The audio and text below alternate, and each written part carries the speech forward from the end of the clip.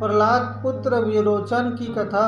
विरोचन दैत्य राजा था जो भगवान विष्णु के परम भक्त प्रहलाद का पुत्र तथा दानवीर राजा बलि का पिता था। भक्त प्रहलाद के बाद उनके राज सिंहासन का उत्तराधिकारी विरोचन ही बना था। विरोचन अपने पिता के स्वभाव के अनुसार ही भगवान विष्णु का परम भक्त था। हिरण्यकश्यप की मृत्यु के पश्चात प्रहलाद तीनों लोकों का राजा बना। जब वह बड़ा हुआ तब उसका विवाह घृति नामक स्त्री से हुआ। उससे विरोचन नामक पुत्र का जन्म हुआ जो अपने पिता के समान शक्तिशाली तथा दानवीर स्वभाव का था। प्रहलाद के मोक्ष प्राप्त करने के पश्चात विरोचन तीनों लोकों का राजा बना। विरोचन की पत्नी का नाम शिललाक्षी था जिससे उसका पुत्र बलि हुआ। प्रजापति ब्रह्मा के पास दैत्यों के अग्रणी के रूप में धर्म की शिक्षा लेने गए। वहां उन्होंने आत्मा अर्थात स्वयं को जानने की शिक्षा ग्रहण की।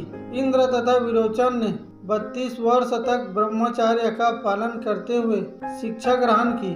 धर्म में इनका बड़ा श्रद्धा था।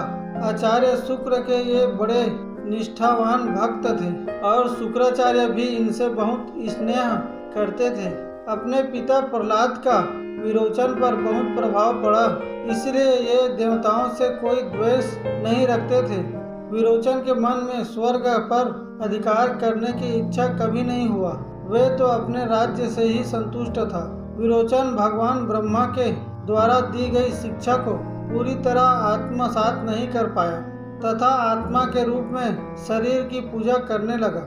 उसने वापस आकर दैत्यों को भी यही ज्ञान दिया। असुरों एवं देवताओं की शत्रुता पुरानी है।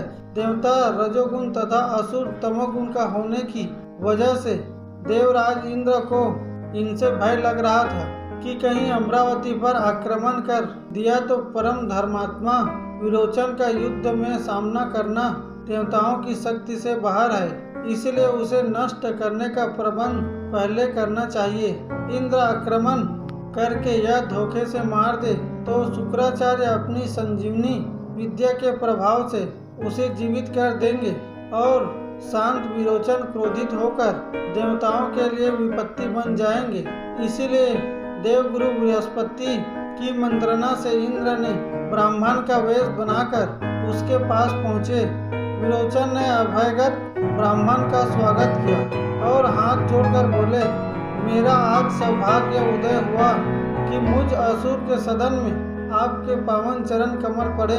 मैं आपकी क्या सेवा करूं? इंद्र ने विरोचन की दयाशीलता की प्रशंसा की और उसने विरोचन से दान स्वरूप कुछ मांगने की चेष्टा की।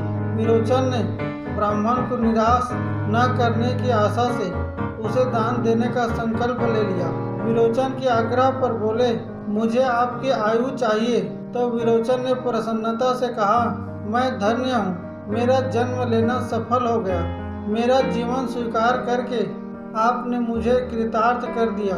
विरोचन ने अपने हाथ में खड़ग उठाया और एक हाथ से अपना मस्तक काटकर दूसरे हाथ से ब्राह्मण की ओर बढ़ा दिया।